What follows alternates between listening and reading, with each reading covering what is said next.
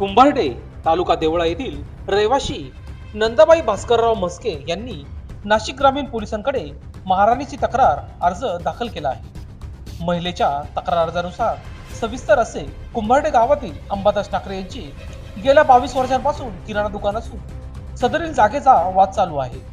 त्या कामी मी त्यांना मदत केली असल्या कारणाने समोरच्या व्यक्तीने तो रागमानात धरून मला माझ्या घरी येऊन जातीवाचक शिवीगाळ केली व लाथाबुक्क्यांनी दिनांक 25/2024 रोजी सायंकाळी 7 वाजता मारहाण केली आहे।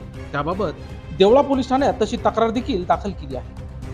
मी महिला म्हणून एकटीच घरात राहत असताना त्याचाच फायदा घेऊन माझ्या घराभोवती सर्वजण जमा होऊन त्या ठिकाणी मोठमोठ्याने आवाज करून वाईट साईड बोलून माझे स्वास्थ्य बिघडण्याची कृत्य करण्यात येत आहे। संबंधितावर अॅट्रॉसिटी अंतर्गत गुन्हा देखील दाखल आहे, परंतु त्यांची अंमलबजावणी होत नाही।